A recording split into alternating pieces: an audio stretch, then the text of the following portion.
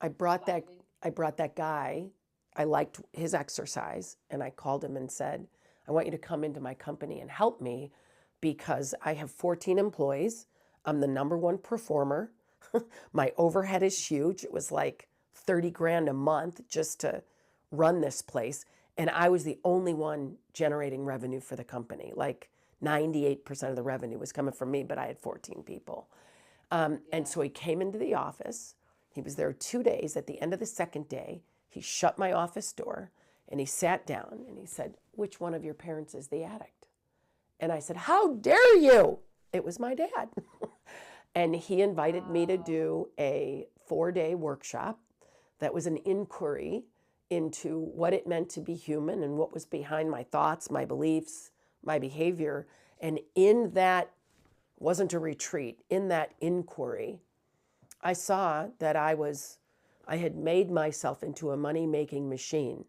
I was a mom, I had kids, I was married, remarried at the time, but everything was about earning, earning, earning. And of course, I attracted a man who was more comfortable being home than working 2 jobs to support us because he made less money than I did.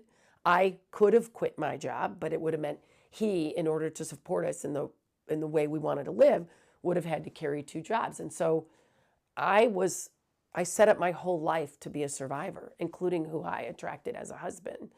And so the struggle became the struggle became so uncomfortable just to not to produce results, but to have a life that I felt like I was being there for my kids and being there for me. I remember the only friends I had at that time were people who were fellow recruiters. I had no social life. Yeah. It was like everything was duty, duty, duty, duty, duty, duty, duty, duty. There was no, I wouldn't have even known what the word intrinsic value was then. And everything I was working for everything else besides my own fulfillment. When I got in touch with my own fulfillment, it actually took a decade to take action. Wow. I improved. Like I got much more compassionate. I got more clear with people about boundaries. Like if they weren't going to produce, then they couldn't work at my company. And it didn't have to be a drama and it wasn't a personal attack on me. It was, no, here's what you need to do. Here's what the business needs you to do. Yes or no? But it wasn't like that before. Before that, it was a struggle, and I always made it about me, and they were purposely not doing their job, which was all bullshit. People were doing the best they could with what they had. Yeah.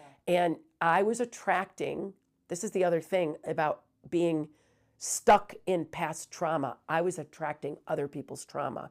Like attracts like. So the guy said I was codependent. I was hiring people who were dependent on me, not looking to be colleagues with me. Like my business now, everyone's a colleague. Nobody works here who doesn't contribute. But for years and years and years, I attracted people who were sycophants or sycophants, whatever it's called, sucking the life out of me. They weren't bad people, but they were not contributing. They were taking. And that was all on me. And everyone's trauma shows up different in their own leadership and in their own business. Some could be the maniacal workaholic. Some could be a complete codependent environment. Some could be that they can never accomplish anything because their view of themselves is that they weren't good enough. So